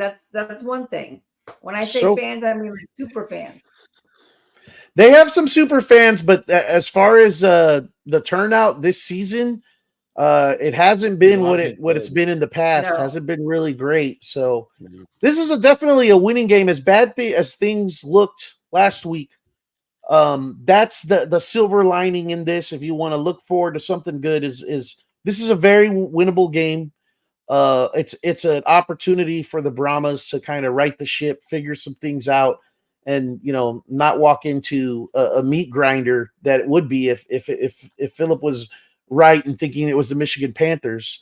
Thank goodness that's not till a couple weeks from now. I'm sorry, not Michigan. Birmingham Stallions. Yeah. That we're not going to talk about that yet. Come on, Jay Washington says, come on, Roughnecks, get one more win. Not this week. Jay, we thought you were our friend. What happened? We don't want that this week, do we? No. I don't know what you're thinking, sir. No, we do go into Houston this week on Sunday afternoon, 2 p.m. start in Houston. You guys going over to that game? It's Mother's Day weekend, so that's a hard pass for me. I still don't know, but it's less likely today than it was when you asked me last week, and I said I'm gonna try, and I think so. It's less likely today. I'm headed in the wrong direction if the goal is to be at the game on Mother's Day. Roughnecks are going to end up winning it all like Arlington did last season. I hope not. I don't see it. That would be inexplicable. Just absolutely inexplicable. They are 1-5. But let me look at this and see if that's even a mathematical possibility. They are 1-5. We're great with numbers on this podcast. That's what we're at. I'm all right at them. They could have 4 more wins. They could end 5-5. If Michigan lost every game from here on out, they would have 4 more losses. They would be 4-6. It is technically a possibility that they could make the playoffs, but then they would go up against Birmingham in Birmingham. They have to beat Birmingham. Yeah. That's not happening. Arlington had to beat DC. That's true. I mean, that's true. Stranger things have happened. James Palmer says it was a joke. We understand that. We get that. But just looking at the numbers, they are not mathematically eliminated yet.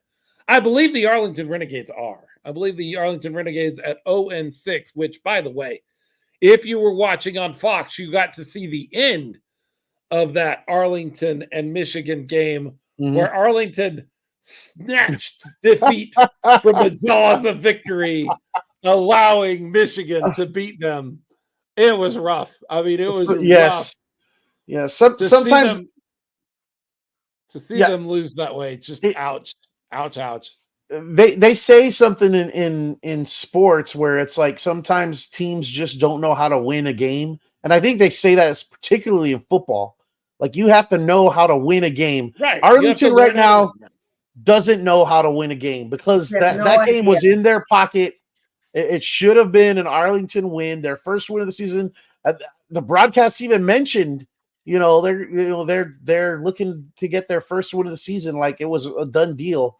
And then they just on special teams they gave up the long return, then they added a penalty, which automatically put them in field goal position. It was the best comical. field goal kicker in the league. Yes, like yes. You've got to keep that guy on the other side of the 50-yard line, and then maybe you win. And they couldn't do that with the return, and they couldn't do that with giving up penalties, and it was rough. They had the win. All they had to do was execute on about 2 more plays than they did, and they could have won that game. Felt bad for your boy, Leo. Feel bad for your boy, Luis Perez. Hey, I like him. He's a good quarterback on a bad team right now. Yes. All right, Leo. Then let's I know make where a you're deal. going. Let's make a deal. All the Let's rest do of it. you Brahmas fans out there, you chime in too.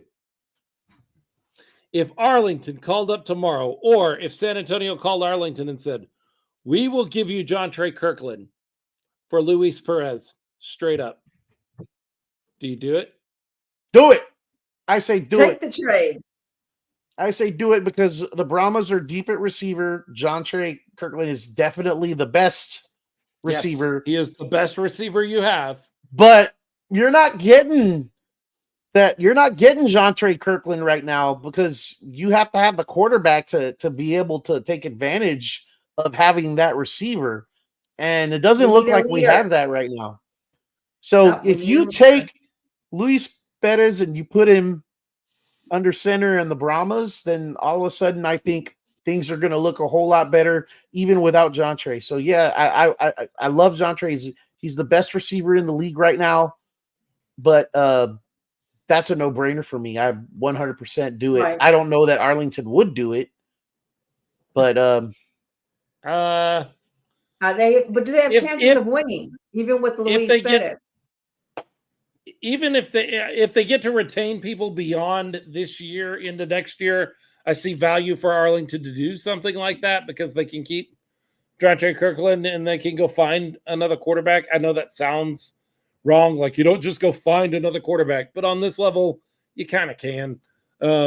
You can go find a Chase Garbers. Now that's the interesting thing is what do you do next year when you have Luis Perez and you have Chase Garbers? Like what? Oh, that would be a great problem to have, wouldn't it? That would be. I'll take that.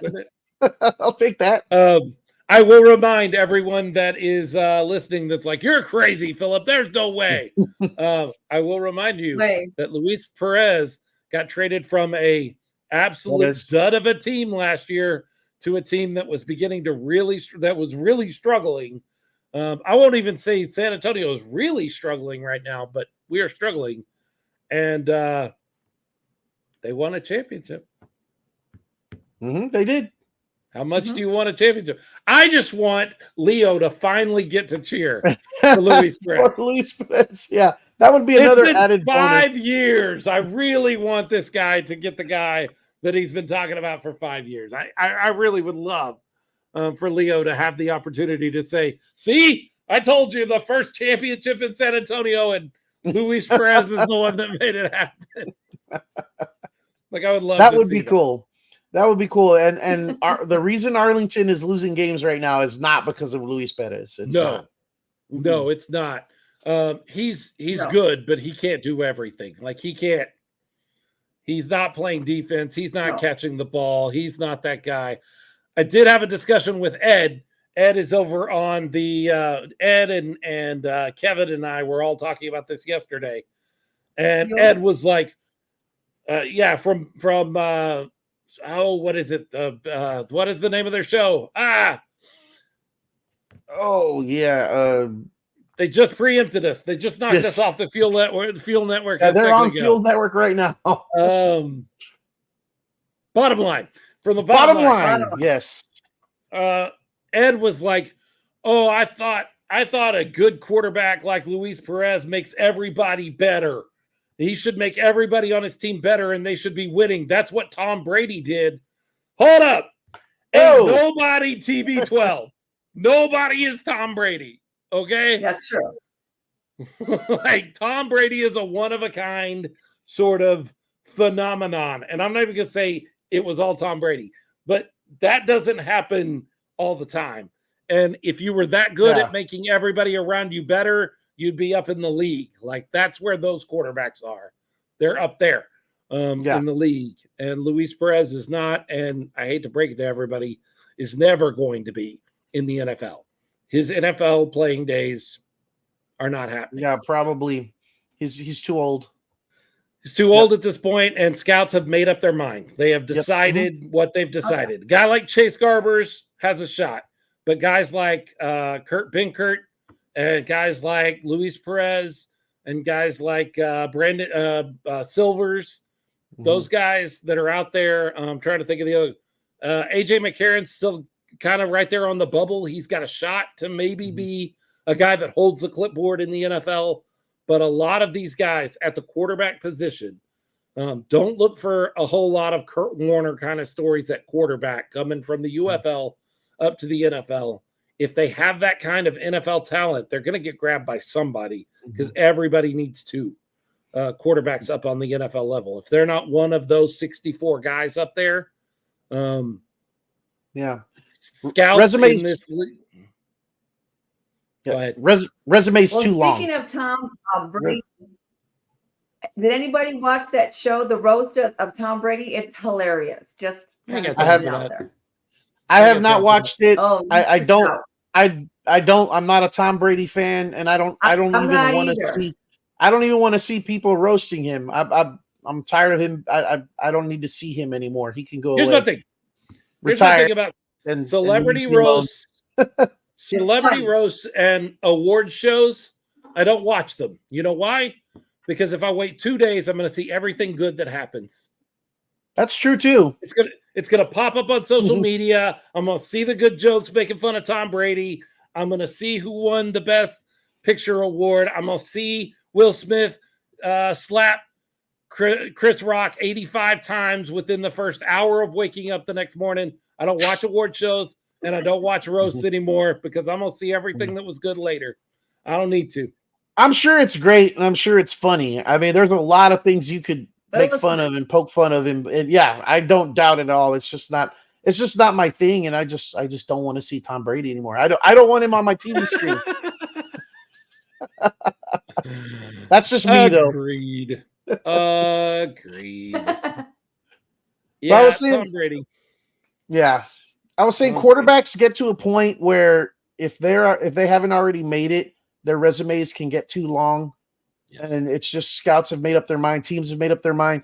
And it's not that they think that they can't do it. It's that they'd rather find a younger guy that can. They'd rather find the young guy, the next young guy that's going to come up and surprise everybody. They're looking for that guy. They're not looking for the guy that's been around and has it between here because of experience and can come in and game manage. That they don't want that guy.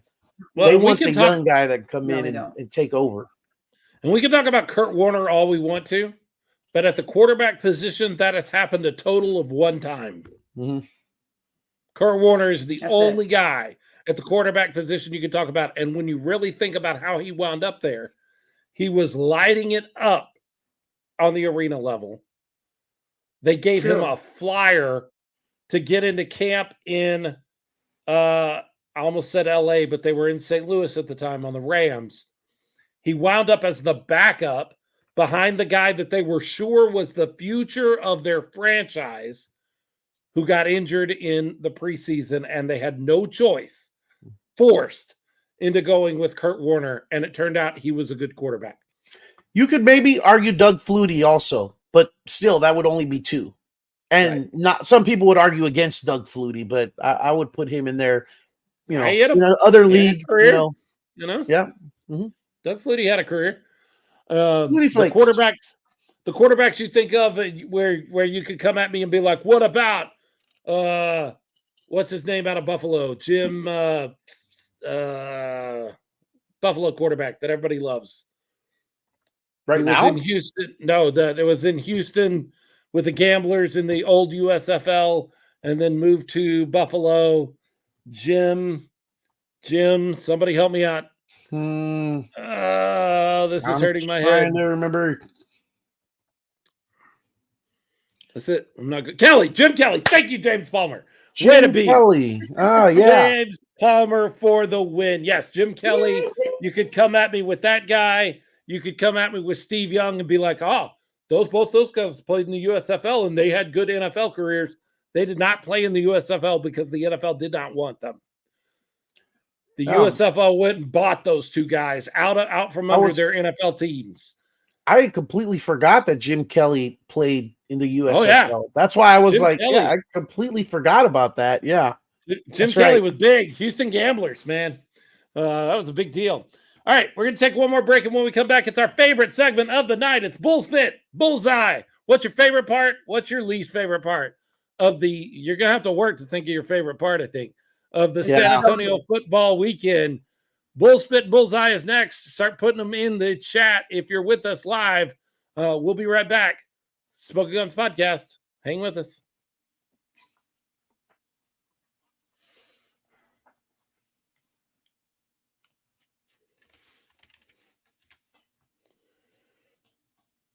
Smoking Guns Podcast, Phillip Higamalum, Leo Yamas, RC Woods. Well, we made it through the week. It wasn't our favorite week. It was a rough week. It was what it was. 2 losses. That stinks. But now we get to wrap up the week in our favorite way possible. Bull Spit, Bullseye. What was your favorite part of the week? What was your least favorite part of the week? Miss RC Woods, I will start with you. Okay. So I would say the Bullseye, what I really enjoyed was the passion with number 7 from the Brahmas. Love it. I just think he really gave it 110% during this game. He was like one of the highlights. It's easy for me to remember him because Francesca's birthday is 7/7 and I love her. So it just makes sense. 7 and love it. I just love the combination. So I'm going to go with that. My Bulls fit. I'm going to go with the Brahmas. It was a boring game. It was just really boring. I didn't see a whole lot of passion besides love it. I don't know. The interest is fading. I see that with the watch parties, the numbers are going down. And so I don't know what we need to inject life into the Brahmas right now. I know there's something with free tacos and a free t-shirt at Pete's Tacos starting on Tuesday from like 11 to something. I don't know if that's really going to help, but I think they're trying. But it's the interest is fading, not only for me, but for other people. So unfortunately, that's my Bulls fit. Love number 7 though. I love that you were super specific there and said that your Bulls fit, knowing that we all 3 have to go. Plus we have fans that are wanting to go, that your Bulls fit was the Brahmas. Here's half of what our show does. Boom. That. Going to be hard not to repeat you there. But Leo gets to try first. Leo, Bull Spit, Bullseye. Well, Bull Spit, besides going 0-2, Bull Spit was illegal blitzing on a run play. Not once, but twice. You can't tackle the guy behind the line of scrimmage. It's illegal. Let him gain a yard first. It's only fair, I guess. Leo, can you yell as loud as you did at the game? Scream a little louder. Come on, man. That's just ridiculous. I'm sorry. Leo, I'm a little confused. I can't really tell. Are you for or against the illegal blitz on a run play? I'm not sure I understand. By the way, just for a little light reading for those of you that are indoor football fans, Ralph Judkins says the blitz rules are 17 in the rule book. A through J will tell you what is legal and not legal on a blitz. Blitz rules are 17, A through J. I don't care what it says. I don't care what it says, Ralph. whatever it says, if the refs were right in making those 2 calls, I don't like it. Bull spit is what I'm calling on. If they were within the confines of the rule making that call, then 17 AJ bull spit on that. Leo, use the marker. Use the marker. Write it out. Get it out of there. Leo, I think you need to be a little more passionate about this subject. I think you need to be a little. I think you need to up your passion a little bit about this subject. What about your bullseye? What's your bullseye this week? Bullseye has to be the crowd noise in Freeman Coliseum. It wasn't as big as we would hope for. It needs to be bigger. It was better, but it wasn't where we hoped. But man, were we loud, were we rowdy, and it wasn't just on the end zone side. It was all over. You could hear it on the broadcast, the cowbells. I love the production of encouraging the cowbells up on the Jumbotron. You know, there were a couple of miscues where they told us to quiet down because we're on offense and we were on defense. No. And there's, you know, a couple of be loud when we were on offense, but they'll fix that. Yeah. Don't change what you do, Gunslingers posse. Be loud, be proud, be obnoxious, get on the other team's nerves, get on the referee's nerves, make them more apt to throw some flags on us. It's okay. Our Gunslingers will learn to deal with that. I love this fan base. I love what this fan base is doing, the culture that's there. That's my bullseye for the week because it was awesome. Jay Washington checking in. He said his bullseye, Gunslingers attendance, and all of the cowbells, and of course, T.C. Stevens for the deuce. Bullspit, Gunslingers special teams in the last 5 minutes of the Gunslingers game. I'll be real honest with you, Jay.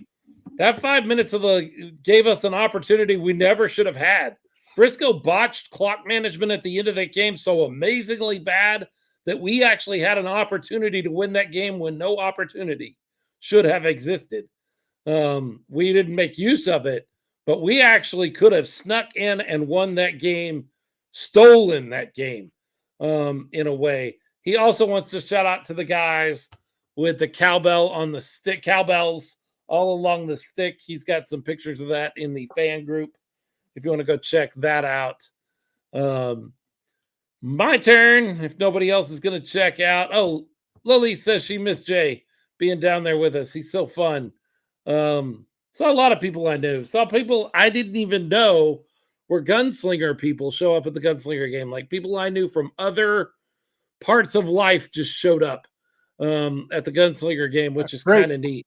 Mm-hmm. My bull spit for the week is whatever the heck that play was at the end of the Brahmas game. Hook and ladder, hook and ladder. What is this? Backyard football ridiculous. This is not NFL Street. It does not work like that. No, AJ. No, bad AJ. We'll do that again. That is really as bad as the game was, we still had an opportunity to win at the end. And I know it's a long shot, but for that to be what we put out there in that opportunity, and you could tell me, oh, you don't get it. It's a specific play that we've designed for that situation. And if we execute, it works great. Okay, but you didn't execute. So it looked like the Keystone Cops playing football out there. It looked bad. It looked really, really bad.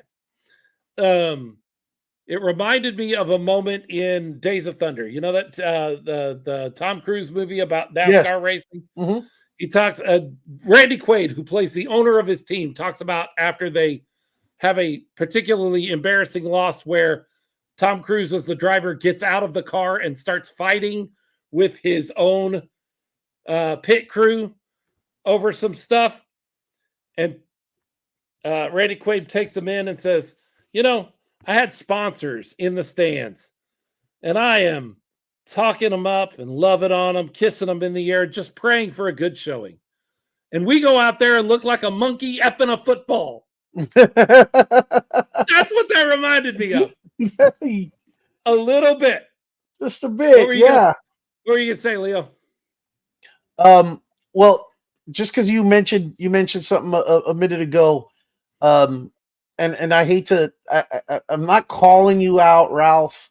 I'm just gonna say something where on the broadcast at the end of the game where it was still in doubt and we had a chance to win and Cisco had the ball at last possession and they're about to kick a field goal.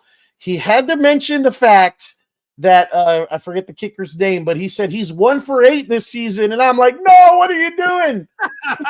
That's why he made it, because you Knocked said it that. right That's through, why he Ralph. made it. I was like, That's on Ralph, you, Ralph. that was on you. I had no idea down in the stands that he said that, but when I watched the broadcast and heard him say that, I was like, oh, Ralph, Here's what Bill. did you do? My bull's eye for the week is just the atmosphere, the fun, the excitement around the San Antonio Gunslingers. I thought the production was great.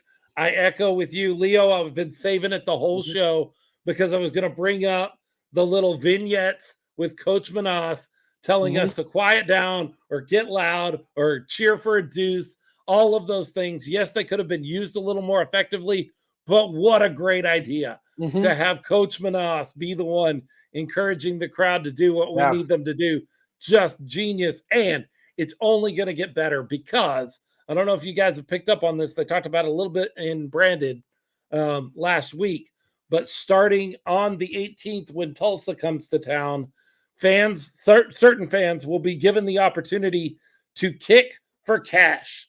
Up to $2,500 on the line if you can kick the ball through the uprights for some fans.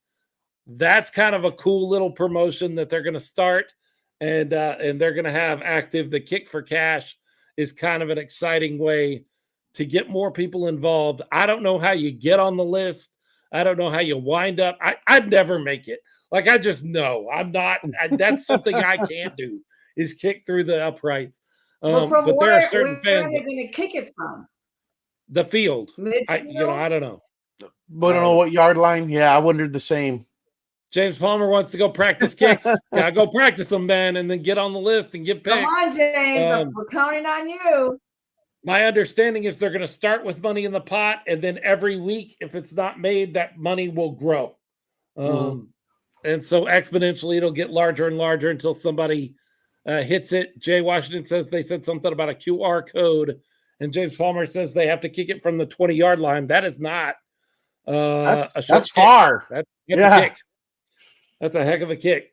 They're just getting better with it all the time. The production's getting better and better, and we need to talk our friends, our neighbors, our family, our folks into being out there and seeing what that environment is like. Team on the field is good or bad. They win or they lose. It doesn't matter. We still need to show up and be loud and have fun. It's fun. It was a fun game, even though they lost. It was a good time, and we need to keep that rolling. I enjoyed the stuff they added. I even enjoyed the organ playing. That kind of built some anticipation, some tension on the games. That in the stands, I thought that was, it fit the mood. Okay. Okay, I understand if you don't like it. He's not a fan. He's not a fan of that at all. You can tell that right away. Yeah, what seemed out of place to me. Hockey game, baseball game. Yeah. Hockey or baseball, you hear an organ. Football, I don't really associate with the organ, but maybe I'll get you. But whenever you ask somebody to describe arena football to them, what's the one sport outside of football that everybody always says? Hockey. It's lacrosse? No, hockey. No. Right. Yep. So it fits. I did like this. The come and take it flags around the arena, certainly up by the goalpost. That was very cool. A nice little touch, a nice little addition to everything going on. I will say, and you got to do sponsors where you can, and I don't remember the sponsor's name, but hey, next time we sell the First Down sponsor, that's another such and such sponsor. It used to be Moonlight Ballroom when we did it on the broadcast. This wasn't on the broadcast. This was in the arena.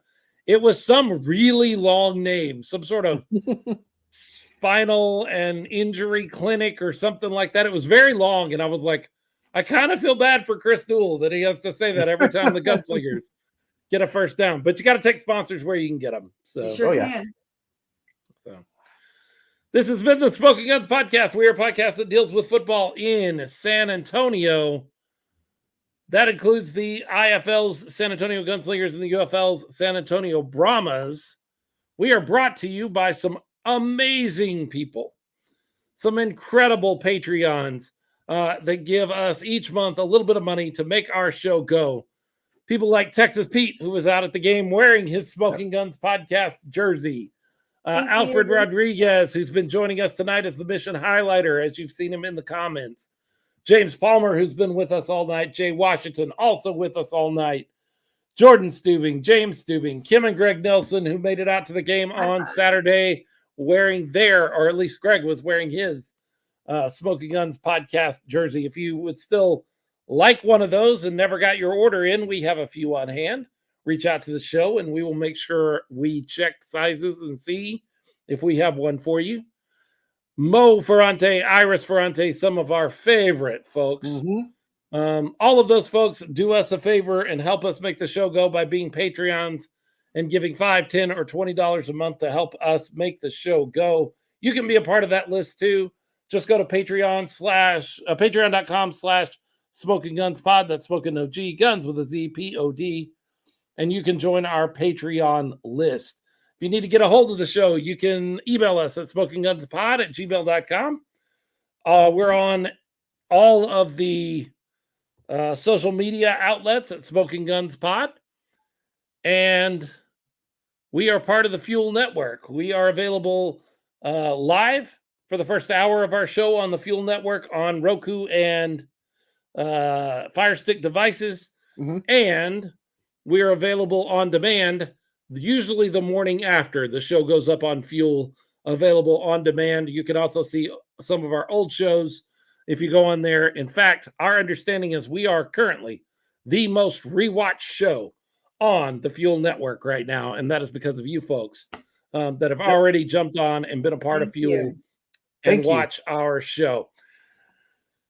All that being said, is there anything else? Did we leave anything out? Did we not cover anybody, or did we not shout out somebody we wanted to? RC?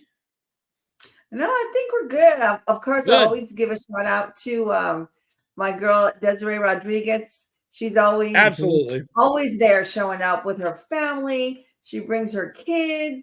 She had a great testimony last time about being a single mom and how it is difficult for her to get out with the kids. And being at the Gunslingers game last week, she realized that there was a place for her as a single mom with her kids that she could afford. And that means a lot to these families here in San Antonio. When you love a sport, but you just can't take the kids with you. I know she also made a comment that some of the other games was a lot of drinking.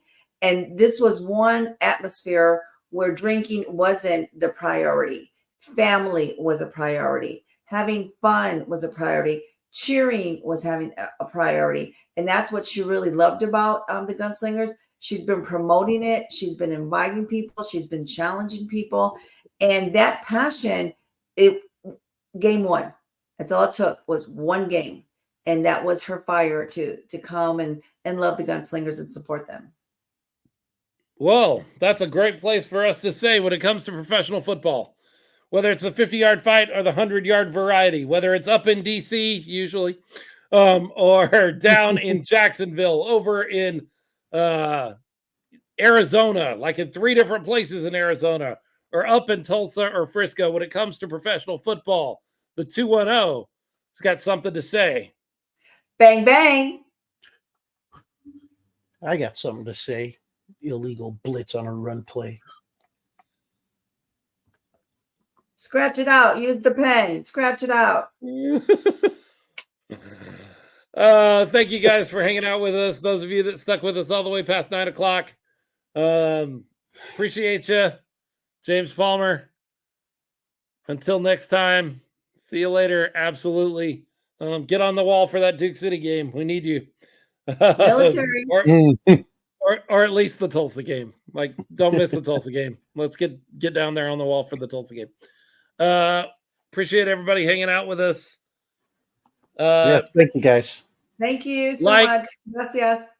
Like, subscribe, rate, review, share, all of the things we always ask you to do, and make sure you download the show tomorrow morning on Please your do. podcaster app so that we get that bump in those numbers. Flag on the play, illegal blitz on Leo.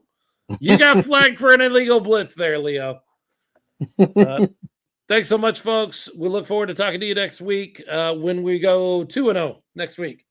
Yes. City and Houston. Houston, let's do it.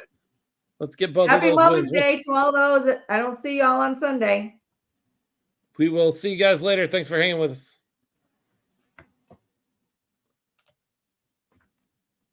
I see that. I was ready to end the show, and I see that, James Palmer. That's not very nice. Get that hat back on. It got bright all of a sudden. Here. Is this better? I'll turn off the light. Is that better? Now you're not. It's made it worse. It made it The worse. light's hitting right there. Bye, Oh, y'all. good.